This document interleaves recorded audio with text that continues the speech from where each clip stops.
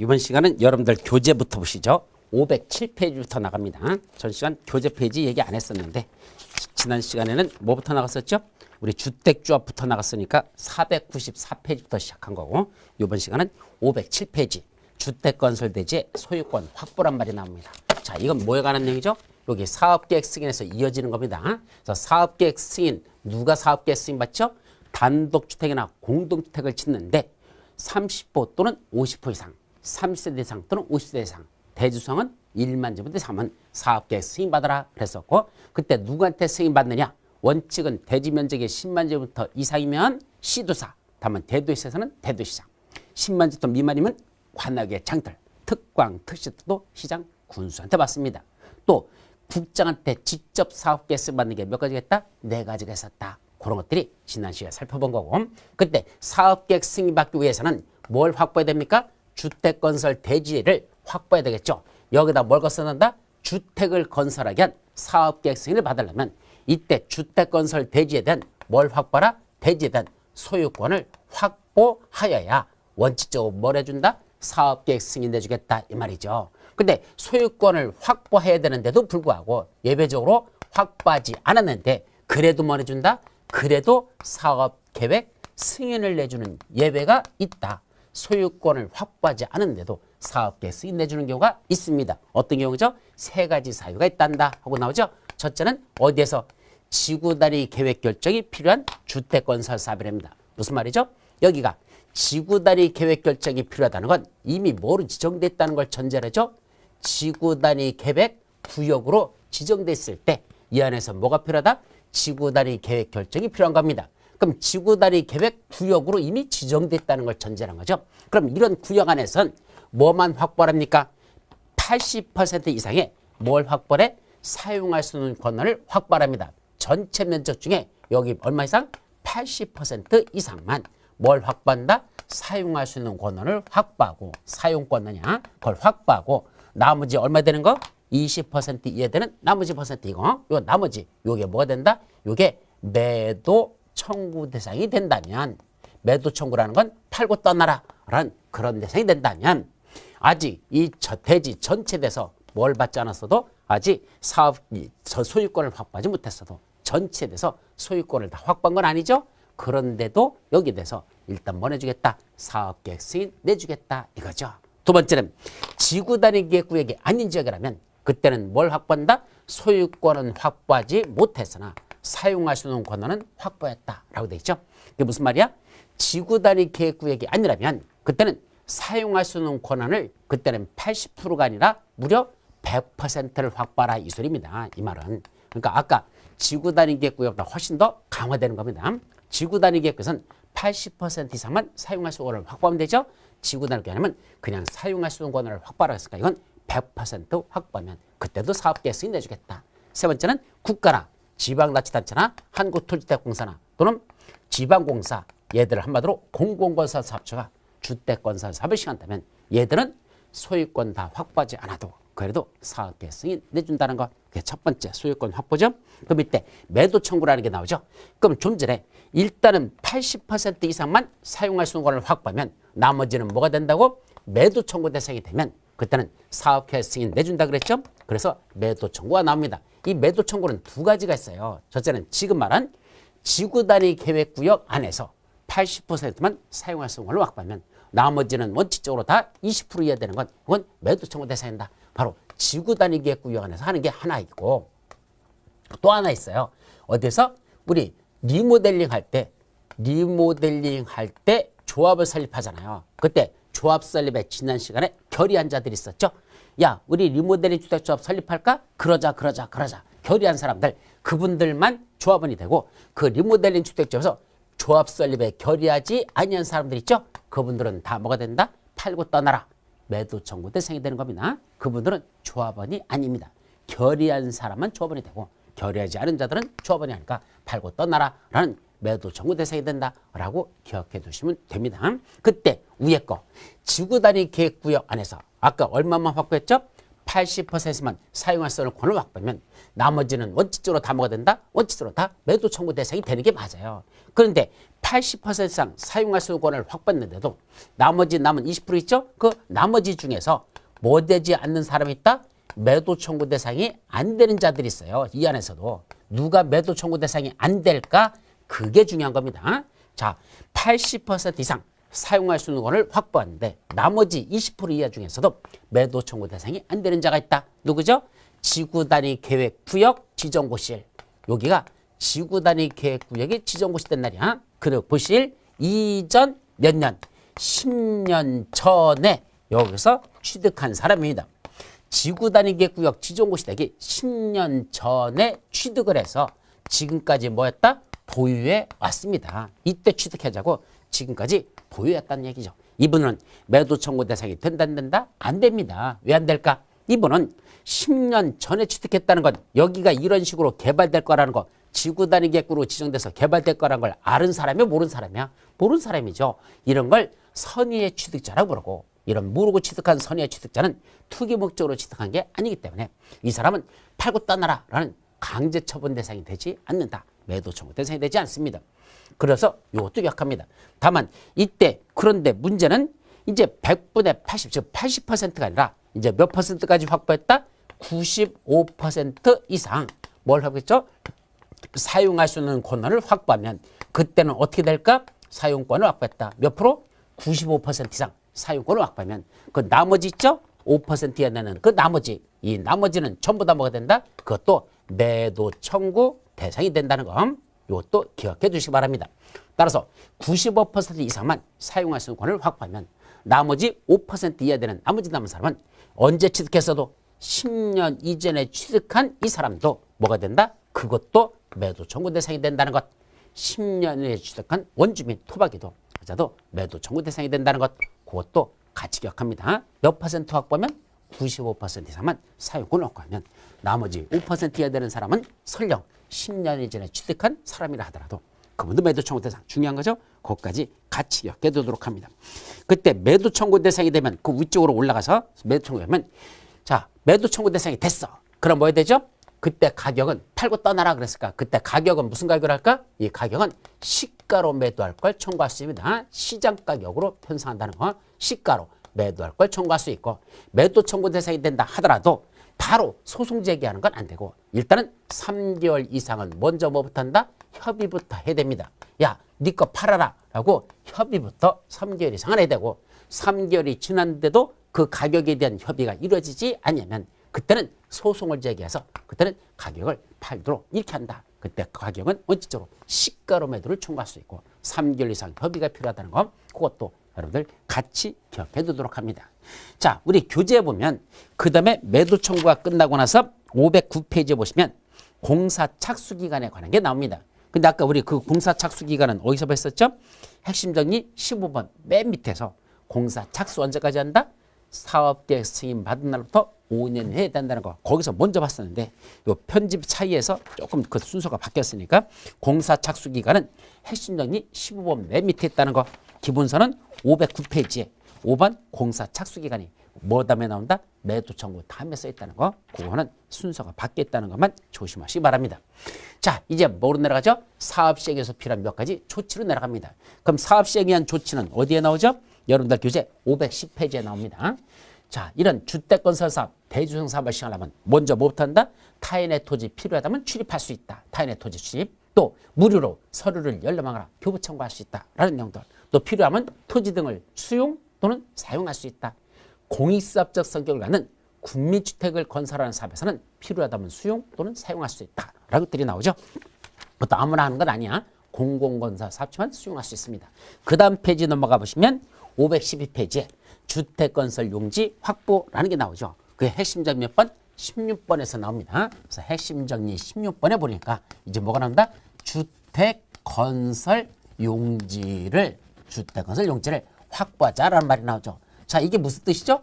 가면 갈수록 주택을 건설할 땅은 남아돕니까? 땅이 부족합니까? 부족해요. 땅이 없어요. 질 많은 곳은 이미 주택이 다 건설돼가지고 이제 더 이상 주택 건설할 땅이 없습니다. 그래서 이 법에서 그런 주택이 건설할 수 있는 용지를 용이하게 확보하도록 이 법에서 도와주자는 얘기입니다. 어떤 방법이 있다? 두 가지 방법으로 도와준다는 얘기입니다. 첫째는 누가 갖고 있는 땅이 있을까? 이게 누굴까? 국가 또는 지방자치단체 땅이랍니다. 국가나 지방자치단체가 소유하고 있는 땅을 뭐란다? 국공유지라고 말하죠. 이게 바로 국유지 또는 공유지를 국공유지라고 합니다. 이 국유지를 일정한 자격이 있는 자들에게 이 국공유지를 뭐죠? 우선 매각하거나 또는 임대할 수 있다. 우선 매각 및 임대라는 걸 하자는 얘기입니다. 자, 그러면 아무한테나 국공유지를 우선 매각하나 임대할까? 그렇게 할 수 있는 사람은 몇 명이다? 3명한테만 국공유지를 우선 매각하나 임대할 수 있습니다. 자, 첫 번째는 누구죠?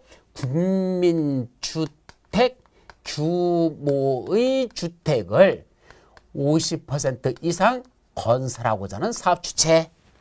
자, 이 땅에다가 1000세대를 지려고 하는데 적어도 500세대 이상을 멀어준다? 국민주택 규모를 짓겠답니다.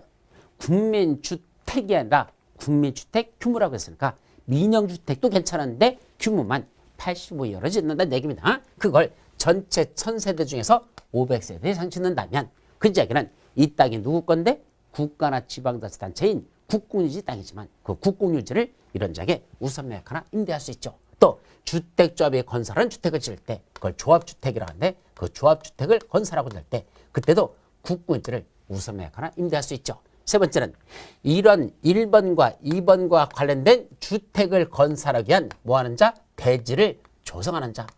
이런 주택들을 건설하려고 대지를 조성하는 자에게도 그제도 국공유지를 우선 매각하나 임대할 수 있습니다.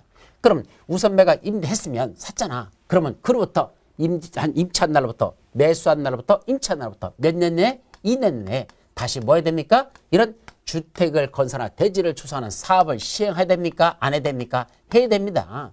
그런데 2년 내에 그런 주택 건설 사업, 대조성 사업을 시행하지 아니하면 그때는 이 팔았던 국가나 지방자치단체가 그 빌려줬던 국가나 지방자치가 다시 뭐합니까? 다시 내놔라.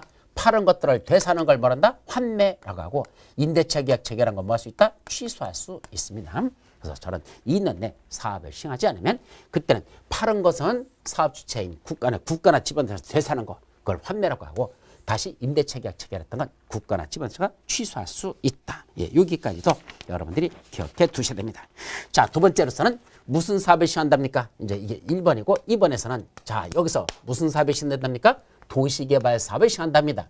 근데 도시개발 사업은 두 가지 방법이 있었죠. 첫째는 뭐였죠? 수용 방식이 있고 두 번째는 환지 방식이 있습니다. 그 중에 이 도시개발 사업을 무슨 방식으로 한달까? 환지 방식으로 사업이 시행될 때만 무슨 방식? 환지 방식으로 한답니다. 그럼 환지 방식은 어떻게 하는 거죠? 종전했던 땅을 갖다 새로 개발해서 새로운 땅으로 만들어주는 거. 이게 환지 방식이잖아. 근데 문제는 환지 방식 할 때 사업에 수되는 비용이 있죠. 돈 들어가잖아. 그 돈을 어떻게 충당하죠?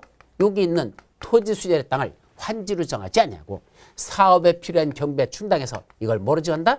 채비지로 지정하게 되어 있습니다. 그래서 이 채비지를 다른 사람한테 빌려주거나 또는 채비지를 처분해가지고 들어온 돈 갖고 여기 환지 방식으로 사업에 수행되는 비용에 충당할 수가 있습니다. 이와 같이 사업에 필요한 경비에 충당해서 시행자가 가지고 있는 땅을 뭐라 부른다? 채비지라 부르는데 이 채비지를 누구한테 팔겠다는 얘기입니까? 바로 국민주택 건설 용지로 사용하고자 하는 사업주체만 국민주택 용지야. 그래서 국민주택을 건설하면 용지로 사용하자는 사업주체에게 저 채비지를 뭐 할 수 있습니까? 우선 매각할 수 있다. 그 지역에 우선 매각할 수 있습니다.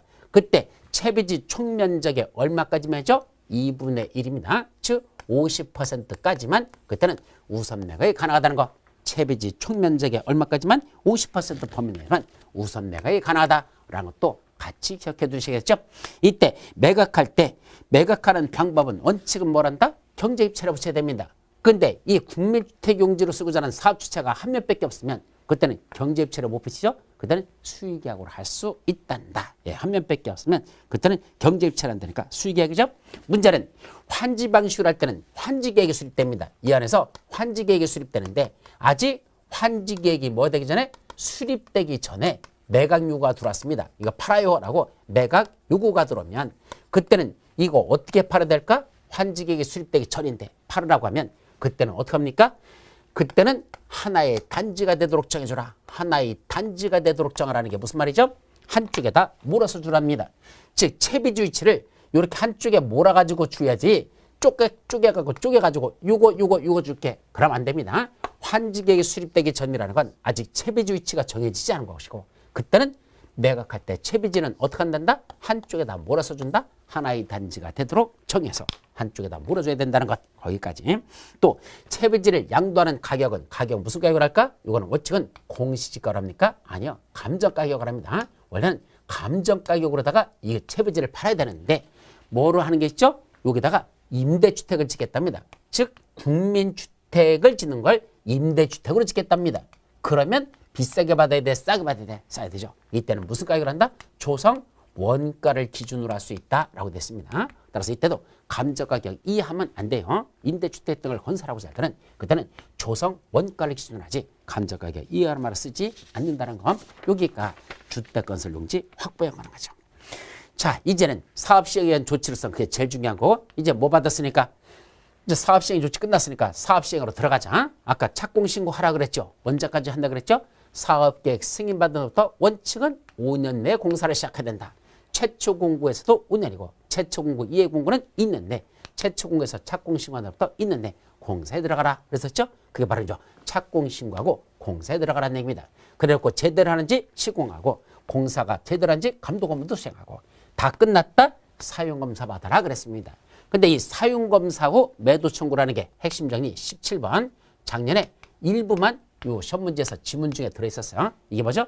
사용검사 받은 후에 뭐 하는 게 있다? 매도 청구를 하는 게 있더라. 사용검사 후 매도 청구라는 겁니다. 자, 이건 민법적 지식을 필요로 하니까 조금 더 공부를 하셔야 됩니다. 자, 무슨 얘기다냐? 그림으로 그려보죠. 지금 여기다가 이번에 아파트가 조성됐습니다. 주택단지를 추정했습니다. 자, 이런 식으로 조성이 다 끝났어. 그래서 다 이렇게 지었어요. 근데 문제가 되는 게 뭔지 아십니까? 요 맨 마지막에는 요 동. 요 하나의 동이 여기 있었는데 요 땅이 이렇게 되고 이 땅이 누구 거더냐? 토지의 실소유자가 따로 있었습니다. 이거 한마디로 토지에 누가 있다? 실소유자라는 사람이 있었다 이 소리입니다. 그런데 이 실소유자가 이만큼 땅을 갖고 있었는데 이걸 누가 이 주택을 건설한 사업주체 이 새끼가 사기를 쳐가지고 남의 땅을 갖다 자기 땅인 양 소유권 이전 등기해가지고 이 소유권 매매로 인한 취득한 양 이걸 서류를 조작해가지고 사업주체 명의로 소유권 등기를 맞춰버렸습니다. 그래놓고 소유권을 확보했으니까 아까 뭐죠? 사업계획 승인 받았겠죠. 그럼 다 지어가지고 뭐까지 끝났습니까? 사용검사까지 끝났습니다. 그럼 여기서 주택에 다 건설이 끝나서 사용검사 받았다는 얘기는 이제 뭐 한다는 얘기야? 여러분들이 마지막 잔금을 내고 소유권 이전 등기를 다 해갔습니다. 그때 이 사람들을 여기 있는 요 있죠? 여기 있는 사람들, 요 아파트 분양받은 사람, 이 사람들을 뭐란다? 이걸 주택의 소유자들이라고 부르자. 이게 주택의 소유자들이야. 이 사람들이 다 뭐죠? 소유권 이전 등기를 마쳤다는 얘기죠. 사용검사 끝났다는 건 소유권 이전 등기까지 완료했는데 그 이후에 누가 그 사실을 알았다? 토지 실소유자가 야, 내 땅의 일부가 사업주체 땅으로 일부 들어가 있다는 사실 요 아파트가 져지는 요 한계동에 땅이 다 토지 실소유자 땅이라는 사실을 나중에 소유권 이전 등기가 주택의 소유자 등에게 다 된 이후에 그때 가서 알았다는 얘기입니다. 이거 들이라고 하는 소유자들이라고 하죠.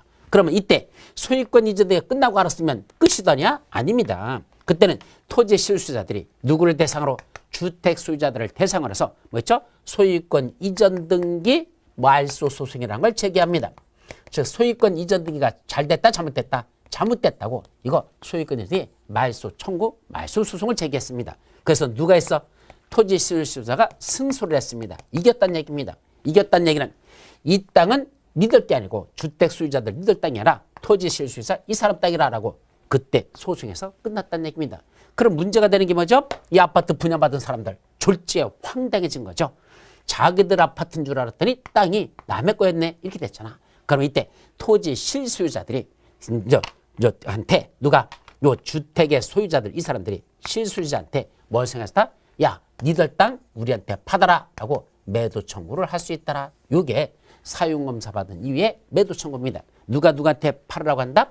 그 주택의 소유자들 이 사람들이 이 토지 소유자한테, 실수요자한테, 야, 네 땅인지는 이번 판결에서 확정돼서 알고는 있지만 우리 아파트 줬는데 분양받은 건데 이걸 갖다가 그냥 네 거라 해서 우리가 또 손해보면 안 되니까 네 땅 좀 우리한테 팔으라고 매도 청구할 수 있습니다. 이때 가격은 시가로 매도를 청구할 수 있다라고 돼 있죠. 이걸 매도 청구 대상이라 한다는 거 중요한 거죠.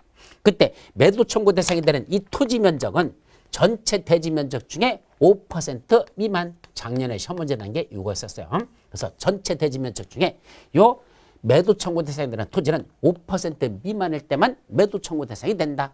그때는 주택의 소유자들이 토지 실소유자한테 야, 네 땅 이만큼 우리한테 팔아라 라고 5% 미만일 때만 매도 청구 대상이 된다는 것. 그게 첫 번째고, 매도 청구하려면 누가 주택의 소유자들이 토지 실소유자가 소유권을 회복한 날부터, 아까 승소한 날이 회복한 날이죠? 그날부터 몇 년 내? 2년 이내에 해야 됩니다. 2년 이내 그 매도 청구 의사표시가 토지 실소유자에게 송달되어야 한단다. 그래서 매도 청구 의사표시가 토지 실소유자에게 송달되는 건 그 토지 실소유자들이 소유권을 회복한 날부터 2년 해야 된다는 것까지 기억하고, 이때 이 주택의 소유자들은 매도 청구라는 건 원래 소송을 제기하는 거든 그러려면 누굴 뽑아야 된다? 대표자를 뽑아야 됩니다. 그때 이 대표자는 그 주택의 소유자들의 얼마를 받는다? 4분의 3 이상의 동의를 받은 자가 바로 대표자가 됩니다. 그래서 75% 이상의 동의받은 자가 대표자가 되고 그 자가 토지 실소유자하고 매도 청구 소송을 붙는 당사자가 되겠죠. 이 자가 대표자가 되는 겁니다. 자, 그런데 밑에 소송 판결에서 확정 판결이 나왔어. 그럼 이때 요 주택의 소유자들이 100명이었다고 가정하자. 저 한계동에 100명 있었는데 이 100명 중에 소송에 참여한 건 50몇 명 참여했다고 가정하죠. 그러면 나중에 매도 청구권을 행사해서 소유권을 취득해 오는 건 50몇 명으로 할까? 100명한테 다 붙일까? 100명한테 다 효력이 발생합니다. 일부만 매도 청구에 참여했어도 그 판결의 효력은 주택 소유자 전원에게 미친다는 것, 그것도 기억해 두도록 합니다. 또 이렇게 해서 취득해왔죠. 그럼 이분들 돈 이중으로 들어갔죠. 땅값 다시 주고 토지 실수에게 사왔죠. 소송 제한하고 소송 비용 들어갔죠. 그 소유된 비용 일체를 이 주택의 소유자들은 누굴 찾아간다? 사업주체한테 찾아가서 야, 네가 엉터리다 우리한테 분양해가지고 우리는 돈이 이거 사느라고 아까 매도 청구권 행사해서 땅값 주느라고 시가로 줬잖아. 그 돈 들어갔죠. 그 다음에 소송비 들어갔죠. 그 비용 일체를 누가 부담하라? 사업주체, 네가 부담하라고 이 사업주체한테 뭐 할 수 있다? 구상할 수 있단다. 그래서 주택의 소유자들은 사업주체에게 구상권의 행사가 가능하다는 것. 거기까지가 사용검사 후 매도 청구와 관련된 내용들입니다.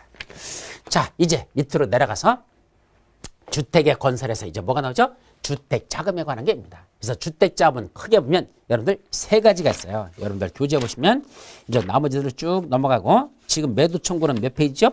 521페이지에 사용검사 후 매도 청구 등 하고 나와요. 후가죠. 그 다음에 522페이지에 가보면 주택 자금이 나오는데 여기 몇 가지만 나오더냐? 세 가지만 나옵니다. 첫째는 누가 한국토지대공사나 또는 법인인 등록사업자가 나중에 니들한테 내가 주택을 줄 테니까 나한테 미리 돈 좀 지금 내라. 주택으로 갚겠다고 돈을 내면 나중에 갚는 거야. 그 상환이죠. 주택으로 상환하겠다고 회사가 발행하는 채권을 발행합니다. 그때 회사가 한국토지대공사하고 법인 등록사업자만 주택으로 상환하는 채권을 발행한다. 주택상환 사채라는 걸 발행한다는 것. 그거 하나 하고 그 다음에 다음 페이지 525페이지면 지방자치단체가 군민주택을 건설하기 위한 예산을 확보하는데 그걸 군민주택사업 특별회계라는 예산도 있고요. 그런데 세 번째는 입주자 저축이라는 게 있는데 옛날에는 청약저축, 청약예금, 청약부금도 있었는데 지금은 전부 다 그 통폐합했습니다. 뭐로 바뀌었죠? 주택청약 종합저축이라는 거로 바뀌어버렸습니다. 그래서 지금은 주택청약 종합저축 한 가지만 그런 입주자저축으로 남아있다는 것. 자, 그중에 시험 문제에서 제일 잘하는 건 핵심 원리 19번 주택상환 사채에 관해서 살펴봅니다. 몇 페이지? 기본서 522페이지에 뭐가 나오죠? 주택상환 사채라고 되어 있습니다. 그 내용을 살펴봅니다. 자, 먼저 주택으로 상환 갚겠다고 회사가 발행하는 채권, 이 사채라는 뜻은 회사 사채야. 사채다. 채자는 채권할 때 채죠. 회사가 발행하는 채권이 있단다. 주택상환 사채입니다. 누구만 발행한다겠죠? 딱 둘만 발행해. 한국토지주택공사하고 등록사업자만 발행하는데 이 등록사업자는 어떤 때만 발행한다? 세 가지 요건을 갖춰야 됩니다. 첫째는 법인으로서 자본금 5억 원 이상 될 때만 이거 발행할 수 있다. 법인으로서 자본금 5억 이상 될 것. 등록사업자는. 두 번째는 어떤 요건을 갖춰야 된다? 등록사업자로서 건설업 등록을 했어야 됩니다. 건설업 등록이라는 걸 했어야 되고 또 최근 몇 년간 3년간 연평균 주택건설 실적이 얼마나 된다? 300호 이상 됩니다. 최근 3년간의 연평균이야. 1년 동안 평균 낸 게 주택건설 실적이 300호 이상 된다면 그때는 등록사업자는 주택상한사를 발행할 수 있습니다. 다만 이때 조심할 건 이 등록사업자는 반드시 뭘 갖춰야 된다? 금융기관이나 주택도시보증공사로부터 보증을 받은 경우에 한해서만 발행할 수가 있습니다. 보증이라는 게 뭐죠? 나중에 이 등록사업자가 주택으로 갚지 못하면, 주택으로 상환하지 못하면 대신 금융기관 또는 주택도시보증사가 대신 주택으로 만들어주겠다라는 그 보증인을 쓰라는 얘기입니다. 금융기관, 주택도시보증공사로부터 보증을 받아야지만 등록사업자는 발행할 수 있죠. 근데 토지주택공사는 보증을 받는다, 안 받는다? 안 받습니다. 한국토지주택공사는 보증인을 세우지 않는다는 거. 이것이 또 중요한 시험 문제의 내용이 되겠습니다. 자, 그러면 얘들 토지주택공사하고 등록사업자는 발행하려면 그때는 뭘 작성한다? 둘 다. 그때는 둘 다야. 발행계획을 수립해가지고 이걸 들고 누구한테? 국장한테 승인을 받아야 된다. 발행계획을 수립해서 국토교통위원회 승인받고. 자, 그것도 여러분들이 기억해 두셔야 됩니다. 그래서 승인 내준 국장은 다시 밑에 있는 시도의사에게 뭐 해야 된다? 그걸 다시 통지를 해줘야 됩니다. 그래서 발행계획을 수립해서 국장한테 승인받고 승인 내주는 국장은 밑에 있는 시도의사에게 그 사실을 통지하라 라고 돼 있죠. 이때 발행하는 방법은 무슨 방법으로 발행한다? 이건 기명증권으로 발행합니다. 따라서 이름을 써서 주기 때문에 주택상환사채는 원칙적으로 타인에게 이전 양도할 수 없습니다. 기명증권이라는 건 너한테 줄게라고 이름을 써주는 거든. 따라서 이전 양도가 안 되는데 예외는 있어요. 어떤 거죠? 근무, 생업상의 사정, 질병치료, 취약, 결혼 등에서 다른 행정, 의료 전환다. 상속받은 주택으로 세대원 전원 이전한다. 또 세대원 전원이 해외로 이주하거나 해외에 2년 이상 체류하고 살 때 그럴 때는 예외적으로 다른 자에게 하는 거 그때는 넘어가는 것도 가능하다라는 예외는 있습니다. 원칙적으로는 이전 양도가 안 된다. 그래서 예외적으로 양도하는 건 524페이지 맨 위에 나오겠죠. 이때 문제되는 게 뭐죠? 그때 현물 상환, 기명증권으로 발행하고 액면 또는 할인 발행도 가능합니다. 액면 발행과 할인 발행이 둘 다 가능하다. 이때 액면 발행이 무슨 뜻이죠? 자, 이 채권에 여기 일금 1,000원 하고 써 있습니다. 그럼 1,000원짜리로 다 발행합니다. 그럼 사는 사람이 나한테 1,000원을 주는 겁니다. 액면가 1,000원으로 써 있으니까 1,000원짜리 줄 테니까 1,000원을 달라는 얘기입니다. 그러고 만기가 되면 그 채권 갖고 오라는 얘기입니다. 1,000원짜리. 그럼 내가 1,000원에다 이자 200원 얹어가지고 1,200원으로 주겠답니다. 이걸 액면 발행이라 합니다. 반면에 여기 1,000원을 쓰는 걸 주면서 할인 발행한다는 건 더 싸게 받는 거죠. 1,000원짜리 채권을 주면서 800원만 받습니다. 그리고 만기되면 800원에다 200원 얹어가지고 1,000원으로 만들어가지고 그 1,000원짜리 회수하면서 그때 가서 1,000원을 주는 거. 이거는 할인 발행이라는 표현을 쓰죠. 둘 다 가능하다는 얘기입니다. 또 밑에 발행하는 현물 상환도 있고 현물로 주는 것도 있고 현금 상환도 됩니다. 원칙적으로는 주택으로 갚는 거는 오늘 돼 있죠. 주택으로 주겠다고 그때는 계약서를 쓰면 되는데 꼭 주택으로만 상환해야 될까? 아닙니다. 이때 이 사채권자가 이제 요청하면 그때는 뭐로 줄 수 있다? 원리금을, 이 원금하고 이자를 원리금을 뭐로 준다? 현금으로도 상환할 수 있는 예외가 있다. 그렇게 기억하죠. 자, 현금 상환도 가능합니다. 또 상환 기간은 3년을 초과할 수 없다. 무슨 말이죠? 발행하면서 이거는 2년 후에 갚겠다. 또는 3년 후에 갚겠다. 3년 때도 갚겠다. 이것이 뭐죠? 상환 기간입니다. 상환 기간은 1년으로 정해도 좋고 2년으로 정해도 좋고 3년짜리로 정해도 좋다는 얘기입니다. 근데 4년짜리는 안 된다는 얘기죠. 3년을 초과할 수 없으니까. 그래서 최장 기간 3년으로 발행합니다. 그럼 언제부터 언제까지가 상환 기간이냐? 그거 써 있죠. 언제부터 언제까지? 주택상환사채 발행일부터 공급계약 체결일까지. 이걸 상환기간입니다. 이때 조심할 건 공급계약 체결이니까 너한테 주겠다라고 약속한 날, 그날이 상환일이지 실제로 주택으로 주는 날이 그날이 상환일이 아니라는 거. 주겠다고 분양계약서 쓰는 날, 이날이 상환일이고 이게 공급계약일부터 상환일까지 이 기간이 3년을 초과해서는 안 됩니다. 그런 얘기죠. 자, 문제는 이 주택상환사채를 발행했다가 발행했던 등록사업자가 중간에 뭐 했죠? 망해버렸습니다. 그럼 등록사업자는 망해버리면 그 발행했던 그 주택상환사채도 휴지 조각이 됐더냐? 라는 문제죠. 휴지 조각이다. 효력에는 영향을 미치지 아니한다. 효력에는 영향을 미치지 않습니다. 왜요? 아까 금융기관 또는 주택도시보증공사로부터 보증을 받고 발행했기 때문에 설령 등록사업자가 등록이 말소됐다 하더라도 이 보증승자들이 대신 만들어주면 되니까 이 주택상환사채의 발행의 효력에는 영향을 미치지 아니한다. 유효하다라는 거 거기까지도 기억하죠. 자, 여기까지가 뭐가 하는 거? 주택의 건설과 관련된 내용들이 다 끝난 겁니다. 여기까지가 주택의 건설. 지금까지 이는 주택을 공급하자라는 거죠. 그래서 공급 원칙이 나오는데 이건 나중에 심화 과정에서 할 것이고, 두 번째 뭐가 나옵니까? 분양가 상한제 적용주택에 관한 게 두 번째로 나옵니다. 자, 거기 보시면 분양가 상한제라는 건 무슨 말이죠? 일반인들한테 공급하는 공동주택에 대해서는 주택법에 따라 일반인들에게 공급하는 그런 공동주택에 대해서는 뭘 적용한다? 분양가 상한제라는 게 적용되는 지역이 있습니다. 어디에서만 적용되죠? 딱 두 군데서만 분양가 상한제가 적용됩니다. 첫째는 공공택지, 즉 10가지 공공사업으로 개발중단되는 아까 뭐만 짓나 그랬죠? 공동주택이 건설되는 용지를 우리 뭐라고 한다? 공공택지라고 했었는데 그 공공택지 안에서 뭐 할 때만 그때는 분양가 상한제가 되는죠? 거기 있는 공동주택을 짓는 땅, 공동주택들은 분양가 상한제를 적용됩니다. 그럼 공공택지 외의 택지에서는 없더냐? 있습니다. 누가? 국장이 주거정책심의위원회 심의를 거쳐서 국장이 지정한 지역입니다. 국장이 지정한 지역, 어디서는 공공택지 외의 지역에서는 국장이 지정한 지역, 주로 어딜까? 주택가격 상승률이 물가 상승보다 현저히 높아지는 그런 일정한 지역들에서는 그때는 뭘 지정한다? 그때는 지정할 수가 있습니다. 그게 바로 분양가 상한제 적용주택 지역이 되는 거죠. 그런데 그런 지역 중에서 뭘 한다? 분양가 상한제를 적용하지 않는 주택들이 있어. 어떤 것들은 분양가 상한제를 적용하지 않는다? 시험 문제 항상 영순입니다. 첫째는 도시형 상하주택. 도시형 상하주택은 분양가 상한제가 적용되지 아니한다. 두 번째, 경제자유구역 안에 있는 일정한 공동주택들.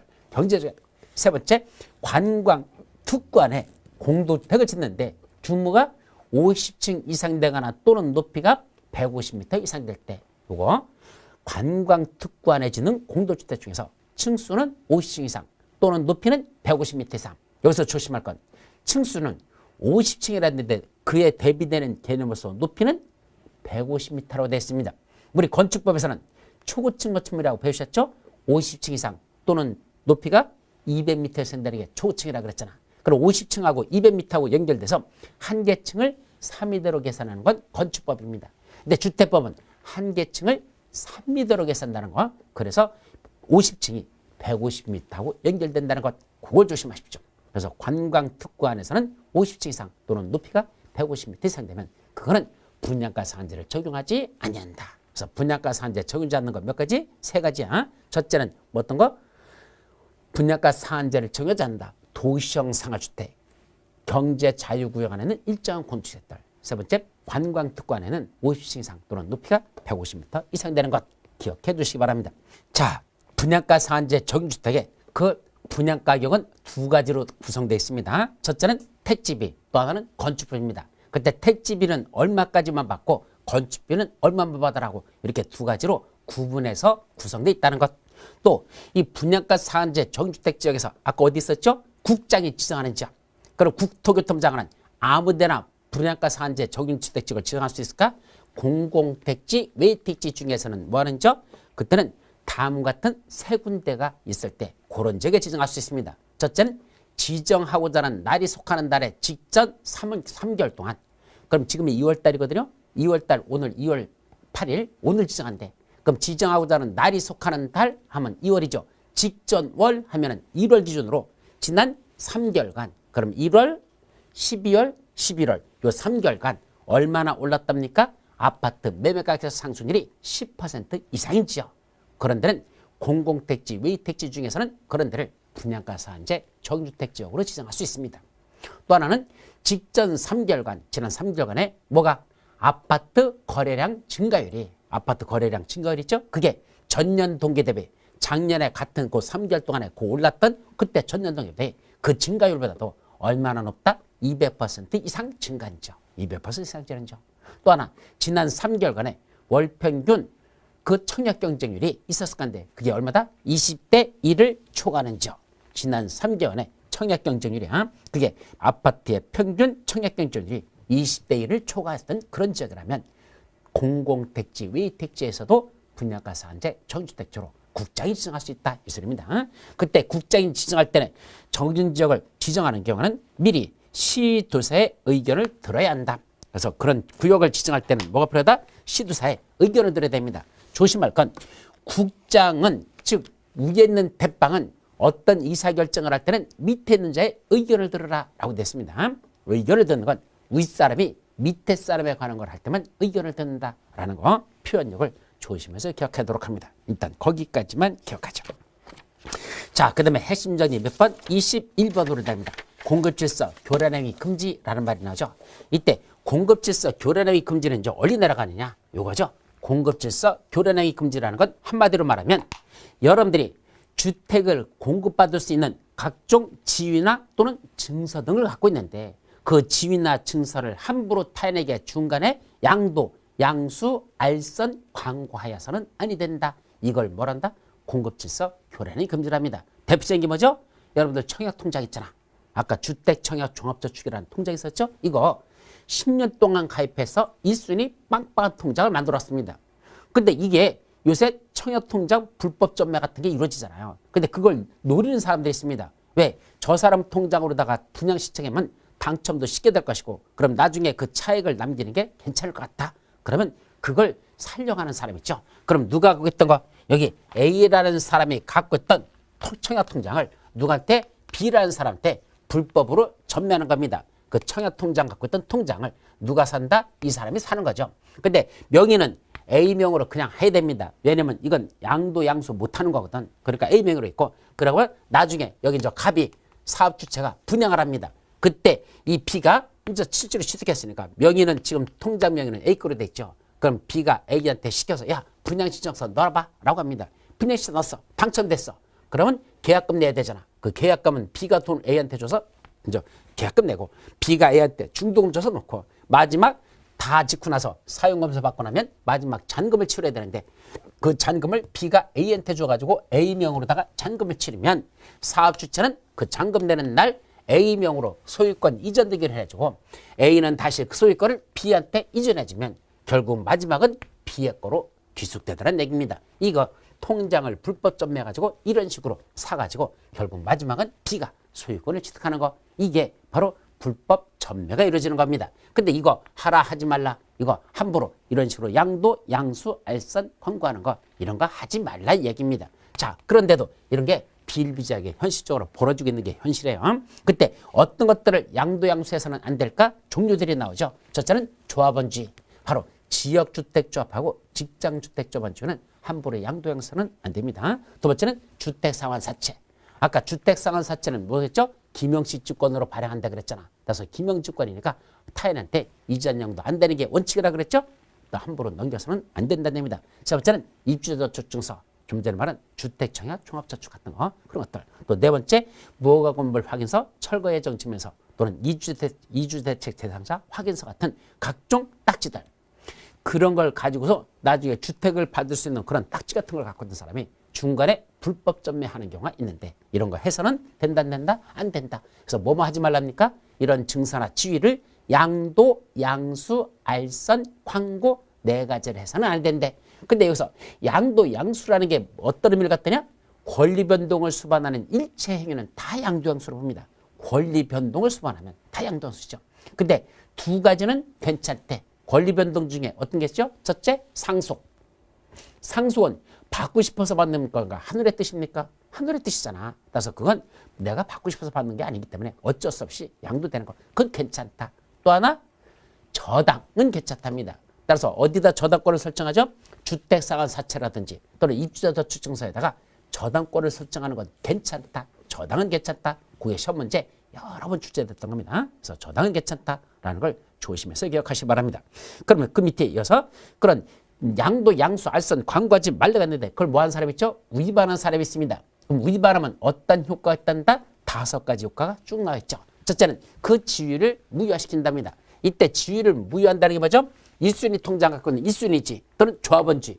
1순위 통장 갖고 있는 지위 또는 조합원 지위를 이렇게 A가 갖고 있던 걸 B한테 프리미엄 받고 팔았다는 게 발각되면 그때 이 1순위 통장 지위와 조합원 지위는 뭐가 된다? 무효가 되는 겁니다. 지위율이 상실되는 거죠. 무효가 되고 또 하나 이미 그러면 언제까지 또 발각됐다?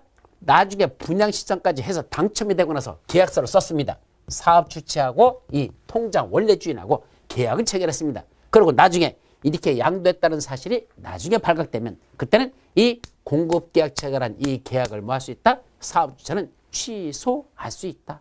자, 그럼 계약을 취소하게 되면 이 사업주체는 그동안 받은 계약금하고 중도금 있겠죠? 그걸 다시 이 A한테 다시 그 금액을 지급하면 그 지급한 날 이 사업 주체가 A한테 줬던 그 주택에 대한 모든 권리를 누가 다시 회수해 간다? A가 다시 뺏어갑니다. A가 받은 돈을 돌려준 날, 지급한 날 주택에 대한 권리를 사업 주체인 갑이 다시 회수하는 걸 말한다? 환매권. 환매라 이런 얘기죠. 두 번째고 세 번째는 이때 이미 누구한테 넘어갔다? 이미 B한테 다 소유권을 이전했어요. 아까 어떻게 했죠?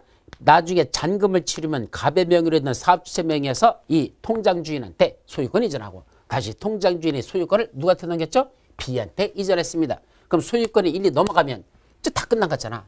근데 이제 그때 가서 B가 뭐죠? 사람들을 모아놓고 술 한 잔 마셔가면서 그때 가서 얘기합니다. 뭐라고 하죠? 야, 전반에 니들한테 내가 이거 걸리면 안 될 것 같아서 말을 못하고 있었는데 사실은 요 A라는 사람이 했던 그 청약통장을 내가 5천만 원 프리미엄 받고 사가지고 프리미엄 주고 사가지고 그걸 청약해가지고 요번에 아파트 분양받았는데 세상에 그동안에 아파트 값이 몇 억이 뛰어가지고 내가 이번 한 몇 억 벌었다라고 자랑하면서 돈 버는 김에 친구들한테 술 한잔 산다고 샀습니다.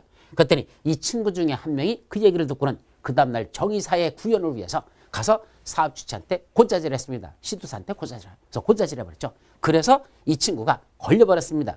이미 그렇게 팔아가지고 소유권을 취득했다는 걸. 그러면 이 사업주체는 누굴 찾아간다? B를 찾아갑니다. 이걸 여기서 매수자라고 하죠. 산 매수자를 찾아가서 야, 네가 이런 식으로 불법으로 해가지고 취득해서 네가 갖고 있다는데 그거 내가 돈 줄 테니까 그 들어온 계약금하고 중도금하고 잔금 있었죠? 그 돈을 여기다 지급할 테니까 너 그거 권리를 나한테 내놔라 라고 할 수 있다는 얘기입니다. 그런데 눈치챈 이 B가 매수자가 그 사업 주체가 연락 오는 걸 만난다 안 한다 안 하고 도망다니다는 얘기입니다. 연락이 안 되죠. 그러면 이 사업 주체는 이 사람한테 줘야 될 그 금액을 법원에다가 공탁금 걸어놓고 현재 이 주택에 누군가 살고 있으면 그 살고 있는 주택에 살고 있는 사람에게 뭐 했다? 퇴거를 명할 수 있다. 그게 퇴거 명령입니다. 더 나가서 이 위반한 자들에게 대해서는 일정 기간 동안 입주자 자격을 제한합니다. 최장 10년 이내에서 입주자 자격을 제한한다는 건 분양 신청할 수 있는 권리를 10년 이내에서는 못하게끔 막아주겠다. 이게 입주자 자격을 제한한 거죠. 마지막 이런 위반한 두 사람에 대해서는 둘 다 똑같이 3년의 징역 또는 3천만 원 이하의 벌금에 처한다라는 형사처벌까지 들어간다는 거. 거기까지가 핵심론이 21번과 관련된 내용이 되겠습니다.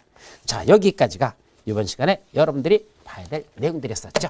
자, 그럼 지금까지 본 거 다시 한번 쭉 정리를 하도록 하자. 자, 어떠셨죠? 16번부터 주택건설 대지의 소유권 확보라는 게 있었죠. 즉 소유권을 확보해야 원칙적으로는 주택건설 사업계획 승인을 받는 자는 소유권을 확보해야 주택건설 사업계획 승인을 내주겠다는 얘기입니다. 그런데 예외가 있죠. 소유권을 확보하지 않아도 그래도 사업계획 승인받을 수 있는 그런 대상자들이 몇 명 있다? 3명 있더라. 첫째는 누굽니까? 지구단위 계획 결정이 필요한 주택건설 사업을 해. 지구단위 계획구로 지정됐는 지역이라는 얘기야. 여기가 뭐로 지정됐다? 지구단위 계획 결정이 필요하니까 지구단위 계획구로 지정된 지역. 여기서는 얼마까지만 전체 대지 면적의 100분의 80이니까 80% 이상만 뭘 확보했다? 사용할 수 있는 권한을 확보하고 나머지 20% 이해되는 게 뭐가 된다면 이게 매도 청구 대상이 된다면 그때는 뭐 할 수 있다고? 아직 소유권 다 확보한 건 아니지만 그래도 이 대지 전체에 대해서 사업계획 승인 내주겠다 말이죠. 다만 아까 설명 안 하겠는데 여기서 누가 사업시행자랍니까? 등록사업자하고 주택조합하고 공동으로 사업을 시행할 때는 그때는 80% 사용권을 갖고는 안 되고 95% 이상의 소유권을 확보해야 돼.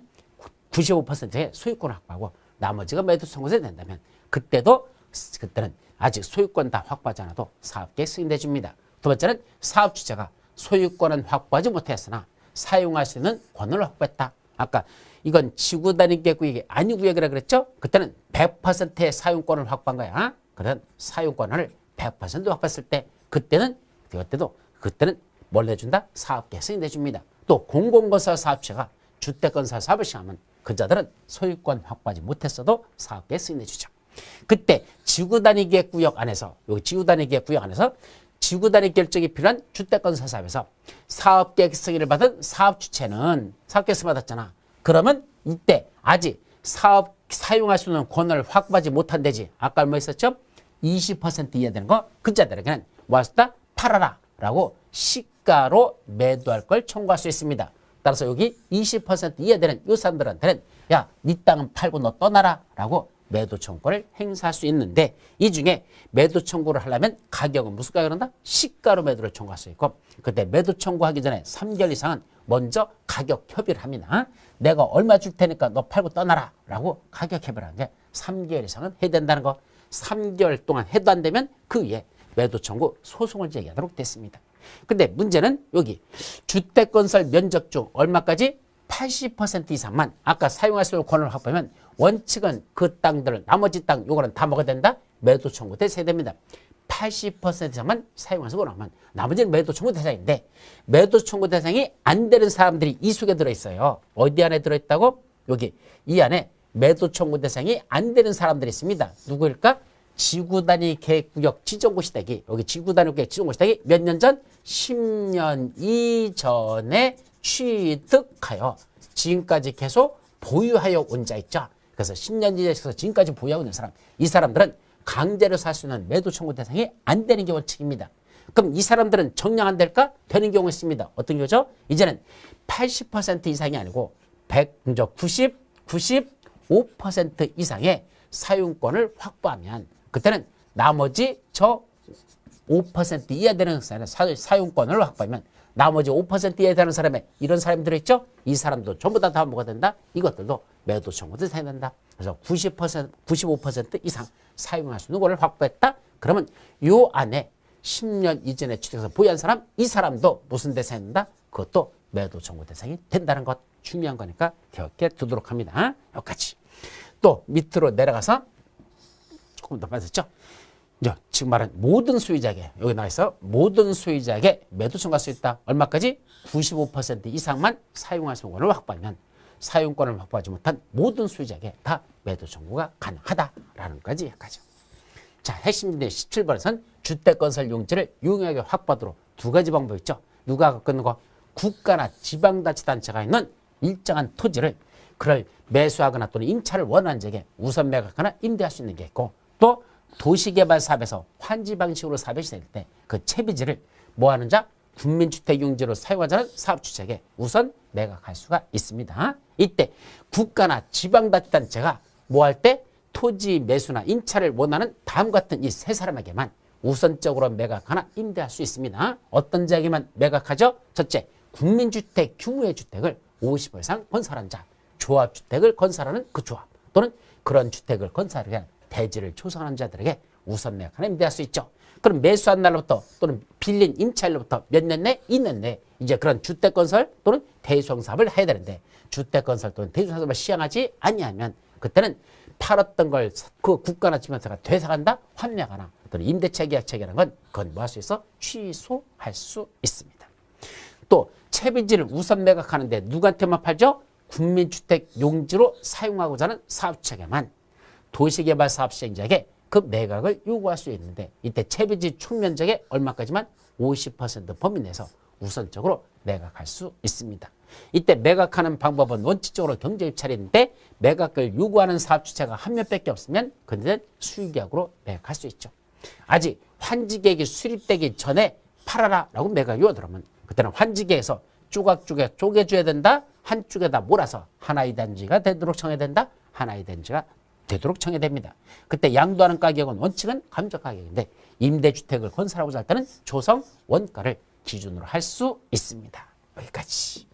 자, 그 다음에 이제 넘어가셔서 18번째 사용검사 후 매도 청구라는 게 있었죠. 이건 뭐에 가는 거죠?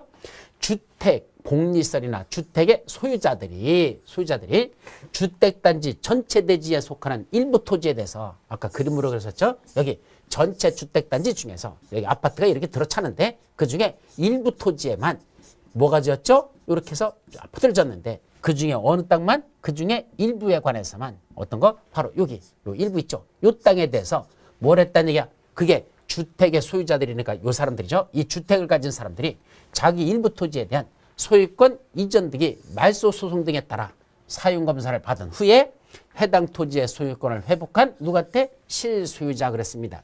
그러면 이 사람들은 주택의 소유자가 되는 거고 이 땅 주인은 토지의 실소유자가 되는 겁니다. 그때는 토지의 실소유자가 있다는 얘기죠. 그럼 원래는 누구 땅이었는데 토지 실소유자 땅이었던 걸 사업주 새끼가 거짓말 내가지고 누구 땅이냐 자기 땅이냐 만들어가지고 분양을 했고 그 분양을 받은 주택의 소유자들이 지금 심각한 문제에 봉착했다는 얘기입니다. 그래서 이 땅 자기 땅이라고 토지 실소유자가 있다라고 뭘 했죠? 소유권 이전 등기 말소 청구 소송을 제기했고 그래서 토지 실소유자가 승소해가지고 이 땅의 소유권은 이제 주택의 소유자들께 아니고 토지 실소유자에게 소유권이 넘어가 버렸다는 얘기입니다. 그러면 이 실소유자들한테 주택의 소유자들이 뭐 할 수 있다? 야, 네 땅인지 이제 알았는데 그 땅 없으면 우리는 이 아파트 지은 걸 부셔야 되니까 심각하죠? 땅 우리한테 팔아라 라고 누구한테? 주택의 소유자들이 그 실소유자에게 해당 토지를 시가로 매도할 걸 청구할 수 있다. 여기 주택의 소유자들이 토지 실소유자에게 시가로 매도할 걸 청구할 수 있는 매도 청구를 해야죠. 이때 해당 토지 면적은 주택단지 전체 면적 중에서 5% 미만만 그때는 요게 5% 미만일 때만 매도 청구가 가능하고 매도 청구의 의사표시는 언제까지 송달돼야 된다? 실소유자가 해당 토지에 대한 소유권을 회복한 날로부터 2년 이내에 실소유자에게 그 매도 청구 의사표시가 송달돼야 됩니다. 이때 주택의 소유자들은 지들끼리 대표자를 선정합니다. 그러려면 대지의 주택의 소유자 전체 4분의 3 이상의 동의를 얻어서 대표자를 선정하고 그자가 이제 매도 청구 소송을 대행하는 거죠. 이때 매도 청구에 관한 소송에 관한 판결이 나오면 주택의 소유자 전체에 대해서 그 효력이 있다. 그래서 이 주택의 소유자들 중에 100명 중에 50명만 소송을 제기했어도 그 나머지 50명에도 판결의 효력은 똑같이 미친다는 얘기죠. 그럼 이 주택의 소유자들은 매도 청구를 해서 발생한 각종 비용들, 땅 사느라고 돈 들어갔죠? 또 소송 제기하라고 소송비 들어갔죠? 그 비용의 전부를 원칙적으로 싸가지 없던 사업주체에게 그걸 구상할 수 있다라는 거 여기까지만 기억해 두도록 합니다. 자, 이제 넘어가셔서 11번째 주택상환사채라는 게 나오죠. 이때 주택상환사채는 뭐였었죠? 주택으로 갚겠다고 회사가 발행한 채권 어디만 발행하죠? 한국토지주택공사와 등록사업자만 발행하는데 이 등록사업자는 첫째 법인으로서 자본금은 5억 원 이상 돼야 되고 건설업 등록을 했어야 되고 최근 3년간 연평균 주택건설 실적이 300호 이상 된다면 발행할 수 있는데 발행하려면 금융기관 또는 주택도시부서의 보증을 받은 경우에만 발행할 수 있습니다. 이때 최대 얼마까지 발행할 수 있죠? 최근 3년간 연평균 주택건설 호수 이내까지만 발행할 수 있습니다. 그때 이 발행하고 싶으면 발행계획을 수립해서 국토교통부의 승인을 받고 국장은 밑에 있는 시도사에게 그 사실을 통지하면 됩니다. 발행하는 방법은 기명증권으로 발행하는데 액면 발행, 할인 발행 둘 다 할 수 있다. 그때 사채를 발행한 자는 발행주권에 따라 주택을 건설해서 사채권자한테 주택으로 줘야 되는데 다만 상환할 때 주택상환 사채권자가 원하면 그때는 주택으로 주는 게 아니라 원리금을 현금으로 상환할 수 있습니다. 이때 상환기간은 3년을 초과할 수 없는데 그때 기간은 어떻게 산정한다? 상환기간 산정, 사채 발행일부터 공급계약 체결일까지 이게 3년을 초과해서는 안 되죠. 등록사업자가 나중에 중간에 주택상환사채를 발행했다가 나중에 등록이 말소돼 버렸대. 그때 발행한 주택상환사채의 효력에는 어떻게 될까? 영향을 미치지 아니한다. 유효하다. 왜냐하면 아까 보증 썼던 금융기관 대한주택도시보증공사가 있었기 때문에 주택도시보증공사가 보증을 썼기 때문에 그자들이 대신 만들어주면 되니까 그 주택상환사채는 계속 유효한 효과가 있다는 거 거기까지만 기억하죠. 자, 이제는 뭐로 가죠? 주택의 공급에 관한 문제로 들어가서 그중에 첫 번째 분양가 상한제 정주택은 일반인에게 공급하는 공동주택 중에서 즉 일반 공급 중에서 공공택지하고 공공택지 외의 택지 중에서는 국장이 지정하는 지역에서만 분양가 상한제가 적용됩니다. 그런데 도시형 생활주택, 경제자유구간에 있는 공동주택, 관광특구간에 있는 50층 이상 또는 높이가 150m 이상인 공주택에 대해서는 분양가 상한제를 적용하지 않습니다. 그래서 분양가격은 택지비와 건축비 둘로 나눠서 구성됩니다. 이때 분양가 상한제 저주택, 즉 국장이 지정하는 지역은 아무데나 지정하는 게 아니고 국장이 지정하는 건 첫째, 지정하고자 하는 날이 속하는 달에 바로 전달 직전으로부터 소급해서 지난 3개월간의 아파트 매매가격 상승률이 10% 이상 지역, 또 지난 3개월간의 월평균 아파트 거래량이 전년 동기 대비 전년과 같은 기간에 대비했을 때 200% 증가한 지역, 또는 지난 3개월에 아파트 청약, 평균 청약 경쟁률이 20대 1을 초과하는 지역들, 이런 데는 공공택지, 외택지에서 국장이 지정할 수 있습니다. 이때 국장이 지정하면 미리 밑에 있는 시도사의 의견을 들어야 된다는 거, 지정하기 전에 시도사의 의견을 들어야 된다라고 되어 있죠. 자, 두 번째로서는 보자. 공고질서, 교란행위 금지라는 겁니다. 이게 뭐라 그랬죠? 자, 여러분들이 뭘 갖고 있죠? 첫째, 조합원주의 또는 주택상환사채, 입주자저축증서, 무허가건물 확인서 등 각종 시장운수가 확인한 딱지들을 갖고 있는데 이걸 함부로 이런 증선화주의를 타인에게 양도, 양수, 알선, 광고해서는 아니 된다. 근데 뭐는 괜찮을까? 상속하고 여기다 저당권 설정하는 건 그거는 괜찮다. 그래서 주택상환사채 저당권 설정하는 거, 입주자저축증서 저당권 설정하는 건 된다 안 된다? 된다라는 게 중요하죠. 그러면 양도, 양수, 알선 광고하지 말라 했는데 했다? 걸렸습니다. 그때는 어떻게 하죠? 그 지위는 무효시키고 공급계약 체계라는 건 취소하죠. 할 수 있습니다. 또 사업주체가 위반한 지역에 주택가격에 해당하는 금액을 지급하면 그날부로 그 주택에 대한 권리를 사업주체가 다시 뺏어갑니다. 환매. 또 매수연 사학에 주택가격 수령을 3회 이상 통지해서나 거부해버리면 그때는 그 금액을 공탁 걸어놓고 여기 공탁에 들어가고 그 다음에 살고 있는 자한테 그 주택에 살고 있는 자에게 퇴거를 명할 수가 있습니다. 또 입주자 자격을 10년의 범위 내에서 제한할 수 있고 처벌 3년의 징역 또는 3천만 원의 벌금에 처한다라는 처벌 규정까지 들어갑니다. 또 저당권 설정 등의 제한이란 말은 이거는 잠시 쉬었다가 이제 그 내용은 살펴보도록 하죠. 자, 쉬었다 들어갑니다.